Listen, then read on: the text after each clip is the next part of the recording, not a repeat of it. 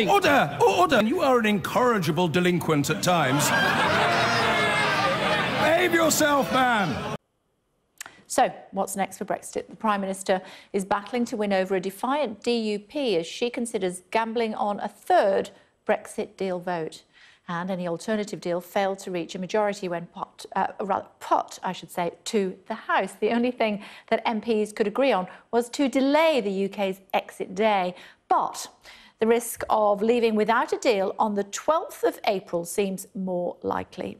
Well, Frances O'Grady is General Secretary of the Trade Union Congress. She wrote a letter to Mrs May last week to warn of the consequences of a no deal. Let's speak to her now. Hello to you, Frances O'Grady. Thank you very much indeed for joining us on the programme this afternoon. It's a challenging time for all. What is your interpretation of what's going on? Well, it looks increasingly unlikely as if Mrs May will get her own deal through Parliament. It's clear that Parliament is opposed to no deal, and I still hope that Parliament can find a consensus around a different deal that does prioritise protecting people's jobs, their rights at work now and in the future, and of course avoiding that hard border in Ireland. But I have to say it's looking very difficult, and if they can't do that, I can't see what else will happen other than us ending up with that choice going back to the people, whether that's through a general election or a second referendum.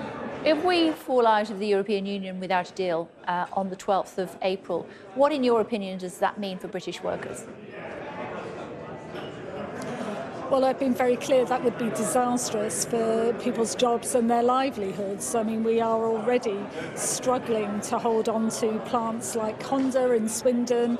I'm not saying Brexit is the whole story, but uncertainty is clearly having an impact on investment decisions, and many firms, particularly in manufacturing, are setting up mirror operations elsewhere in Europe.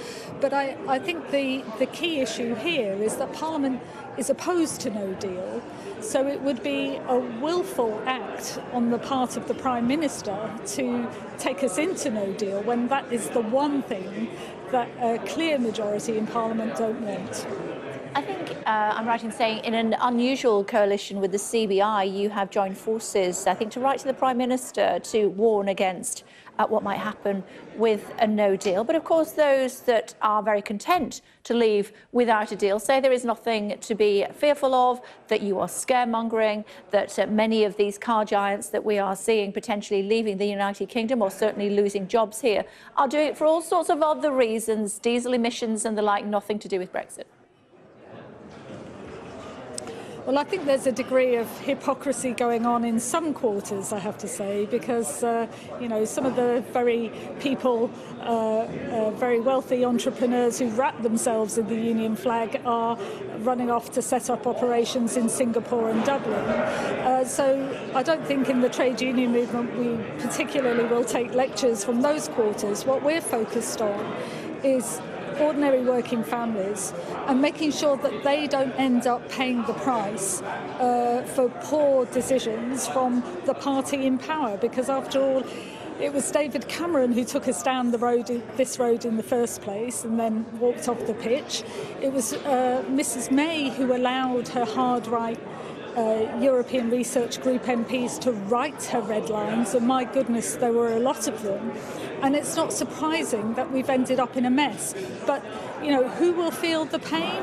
It's people who are worried about their jobs and their futures. And whatever happens with Brexit, we're determined that they mustn't pay the price. Many of those people that you're talking about voted to leave the European Union.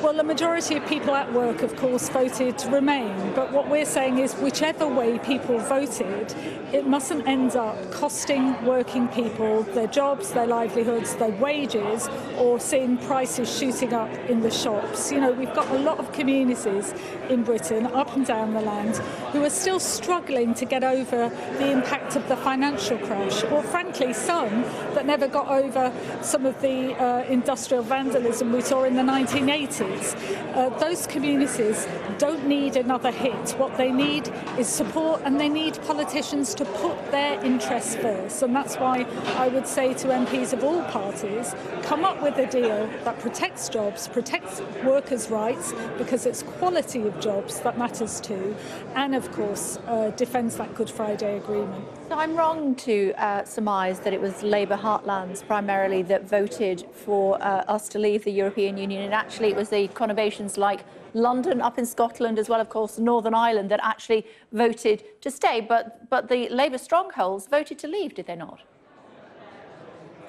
I think there's, we all know there's a real division between what happened in towns and what happened in cities, and particularly what happened for different age groups, with, as I say, a small but significant majority of people at work voting one way, and a majority of those who are retired voting another way.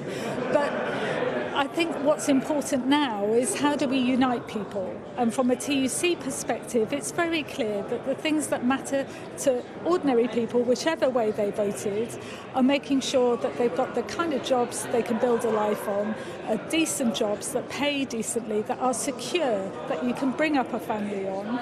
And also, of course, we never gamble with peace. And protecting against a hard border in Ireland is, of course, a priority for trade unionists too. Yeah, but just to clarify, pensioners' votes are just as valid, aren't they, as people who are in gainful employment? After all, they would have worked for 40, 50 years before they retire. People express their views. I think the real question is what happens if we end up in gridlock? What happens if we end up in stalemate? And I'm increasingly finding it hard to see any other way forward than putting it back to the people, probably through a general election, because I don't know how Mrs May can continue to govern when she's already handed in her notice, and when there appears to be such a fragmented Parliament. I still hope that on Monday, Parliament and MPs will get their heads together, think about the real world of work, think about working people and the businesses that employ them, and come up with a deal that puts jobs and workers' rights first. But if that's not possible, I don't know what other way forward there is other than the people getting the final say. Good to talk to you. Thanks for joining us on the programme this afternoon. Really appreciate it. Thank you. TUC wanting a second referendum. No surprise there. What about you? Let me know your thoughts.